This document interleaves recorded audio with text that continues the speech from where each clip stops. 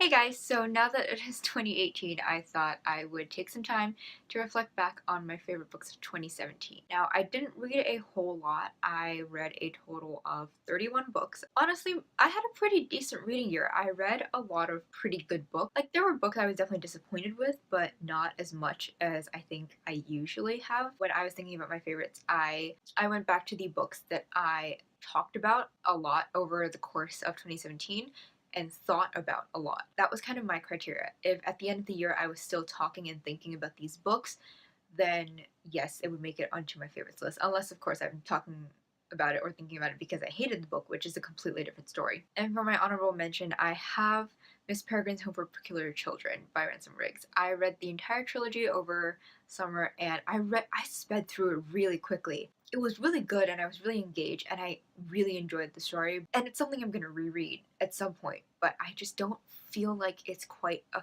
favorite. There are so many elements about it that I really, really love, but the romance was not something I enjoyed pretty much at all. I didn't like the romance and that dampened my experience of it. And while I still gave all the books 5 stars, I'm pretty sure it was just hard for me to say that this is a favorite. And now getting into my actual favorites, in number 9, I have How to Be a Boss by Lily Singh, and this is the first YouTuber book I've read in a couple years. So Lily's book is something I've known about from her channel. I wouldn't say I'm an active member of Team Super, but I do actively watch her videos. I try to support her when I can, and so when I heard that she had a book coming out and like it was gonna be a lot about her life and a lot of advice she wanted to give, I wanted to get the book and I ended up really loving it. She has a lot of pictures throughout the book. She has a lot of really, really good content and I just had a really great time both listening to the audiobook, which she narrates, and reading along the actual physical book. I got a lot out of it and honestly it has done a lot for me. Like, it's something I think about a lot. And when my RA asked what my word for sophomore year was, mine was hustle, which is something that Lily says a lot. So she has done, like, she's made an impact in my life just with this book, and that's why it's number 9. And then we have Stars Above by Marissa Meyer. This is the short story collection that she published for the Lunar Chronicle series. And it's not like Ferris where you can kind of put it anywhere you want. Stars Above does spoil the series for you if you don't read it at the end. I really, really enjoyed pretty much the entire thing. There was one short story that I didn't quite get as much as I think I probably should have. Like, even now, I'm still a little confused about it, but honestly, this, like, it made me so happy to be reunited with these characters because it's been like a couple years since I read Winter and it just brings back so much happiness and seeing the couples. I still don't like Jason, but Winter really grew on me in Stars Above. Like, it took this long for me to actually really like her. I didn't like her in Winter at all, which is kind of ironic because the entire book's about her. I grew to love the characters even more and just seeing them again after the series ended, just to like know more about them, it made me so happy because we got so much more background to certain things and I was so happy just reading about some of my favorite characters again. And then we have my first V.E. Schwab book, Vicious. I read this over summer. It took me about a week, but mostly because I was busy with a couple other things. And I loved this book. Like, I raved about it so much that my roommate wanted to read it, and I think I'll reread it before Vengeful comes out, which is, it's supposed to come out September 5th this year, because Victoria Schwab has started rewriting Vengeful. She posted on her Instagram a few days ago that she was really unhappy with the first draft and she scrapped the entire thing and is starting over from scratch. Because of that, we don't really know if she's going to make the September 5th deadline right now. And if she does, like, that's when I'm going to read it and I'm going to reread Vicious before that. And if she doesn't, well, I don't mind waiting a little longer because unlike some other people, I haven't waited like 3 years already. But I really, really loved this book. Like, the characters, Victoria does such a good job with characters and I love it. I was talking about it with my roommate as we went through our fiction writing class this past semester about how much of what we learned we could actually see in Victoria's writing, and it was just amazing. Like, this is something I highly recommend to everyone. It's such a good book. And then we have a book I read for classes, A Thousand Splendid Suns by Khaled Hosseini. I read this for my World Lit class in the spring semester, and I really love this. This is my first Khaled Hosseini book, and I already know I'm gonna read more of his stuff. I need to. I just need to find the time and the money, honestly, to like go buy one of his other books because oh my gosh, this did such a good job and like I loved it so much. This impacted me so much that I still think about it. If you haven't read Khaled Hosseini, you need to. He is such an amazing writer and he talks about such important topics and things that I never thought about or never realized until I read his books. So I highly recommend Khaled Hosseini. And I think this is a pretty good first book to start with. And then we have My Sister Rosa. And I'm pretty sure I'm gonna butcher the author's name, but I believe it's Justine Larbalestier or Larbalestier. She's Scott Westerfeld's wife. I know that. I can't quite pronounce her last name. But My Sister Rosa was a book I first heard about on Kaz's channel, Little Book Owl, and she was raving about it because it's this Australian thriller and it's so good. Ever since I heard about it, I needed to read it. It's about this 17-year-old boy, Che?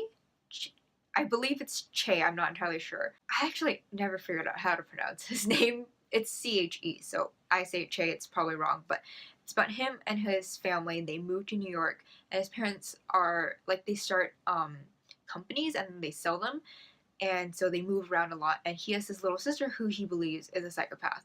Rosa is 10 years old, but Che knows that there's something wrong with her, and his parents don't believe him. So it was just, I can't tell you any more of that because it's going to spoil the book and like your reading experience, but it was so good. I was reading this, I started it during finals, which was a really bad idea because then I had to put it down for all my finals, and then I finished it once finals were over and winter break started, and you know, staying with Maggie, I actually picked it up again in my library haul vlog, which you can go check out if you want to know what I'm reading over winter break. It's such a good book. Like, I was constantly talking about it to Maggie, my roommate, and just there's so many things about this book that I think are so well done, and I highly recommend it to people, but only if you're comfortable with like a very dark, twisted topic of psychopathy, especially psychopathy in children. It's a really difficult thing to read, and while I love it, I know it's not something for everyone. There is also swearing, a lot of swearing in the book, but like honestly, if that doesn't bother you at all,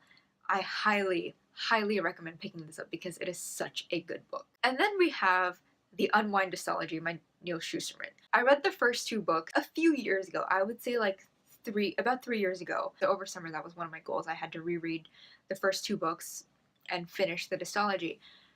And oh my gosh, like I went through this series in like 5 days. This series, I know so many people don't like it because it's creepy and because it deals with topics of abortion and pro-life and pro-choice. Like, I know it's really uncomfortable to read, and I get that, but that's one of the reasons why I loved it, because Neil Shusterman takes a very like, it's this whole philosophy of what's right and what's wrong, because you can have different beliefs, but there's merit to both sides. And I think one of my favorite things about the series is that Neil Shusterman didn't take a side. He explored both sides very extensively. Like, his characters certainly favored one thing over another. I don't feel like he personally took a stance.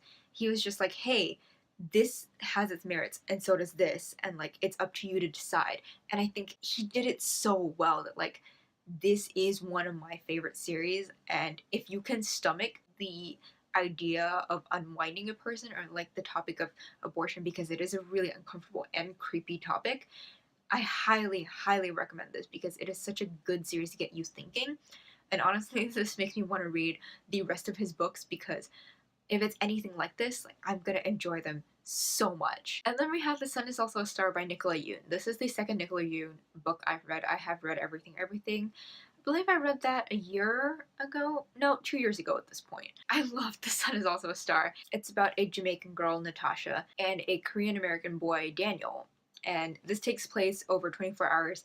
They meet in New York City, and it's like their story. It's not necessarily a love story, but it's their story with romantic elements. But like it talks about so many more things than that. It talks about race because Natasha is Jamaican and Daniel is Korean, and Honestly, I can't even begin to talk about how much I love this book. It had me smiling so much as I listened to the audiobook. It was so good. I applaud Nicola Yoon for everything she's doing in her writing with writing characters of color and portraying culture well. I know that Nicola Yoon herself is part Jamaican, I believe. I don't think she's full Jamaican, but I know that she grew up there. You know, the fact that she's so actively trying to show other cultures living in the US, like, it means so much to me. And this is also one of the first times I've ever read. This is the first contemporary book I've ever read that portrayed an Asian American guy as being attractive, and it made me so happy because it's so nice to know that people of my culture, I'm not Korean, but I am Asian, as you can tell, knowing that someone finally is breaking the norm that Asians can't be attractive, like, and saying that they can, it means so much to me. And honestly, like, this entire book is such an experience. You have to pick it up. It's so good. Even if you don't like it because it's romance, like, it talks about a lot of other issues and it handles a lot of racial issues very well. And I think for that, you should pick it up. And then we have another book that I read for my World Lit class, and this is Ties That Bind, Ties That Break by Lindsay Namioka. She is a Chinese American author, and this is a book about old Chinese culture of feet binding, which if you aren't familiar with the concept, it was really popular for Chinese women to have their feet bound when they were children. So when they're about 4, their female family members come in with cloth and they bind their feet to make it really small. And it's very painful, it's really bad for their health, but small feet was considered beautiful in China back then because it made you take really small steps, and so it was considered dainty and quaint and beautiful. And so it's talking about that tradition and a girl who doesn't want her feet bound. And it follows her life as she makes a decision to live very unconventionally as a Chinese girl and later Chinese woman in that time.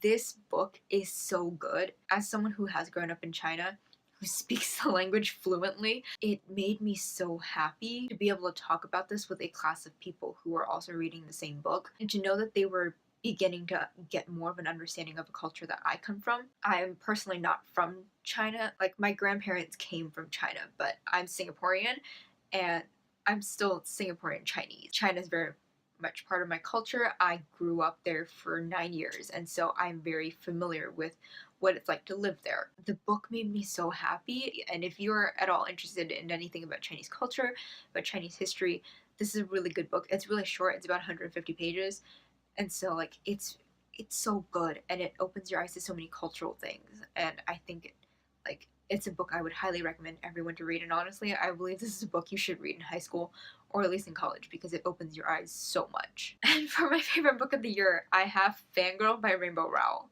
I read this in over January to February and I loved it. I purposely saved this book for my freshman year because I knew that it would be really special, and I told my sister she's not allowed to read this book until her freshman year too because it makes such a difference. It really was so helpful to read about someone going through the same experience of being in college and being away from family and having to learn to be by yourself for the first time and be responsible for yourself. It's not so much about the love story between Kath and Levi, although I really did enjoy that as well. It's just about growing up, and it's about, you know, being a sister, being a daughter, being a friend. I don't know how to describe it. So many people talk about how great this book is, and it's because it really, really is. Like, it's such a good book.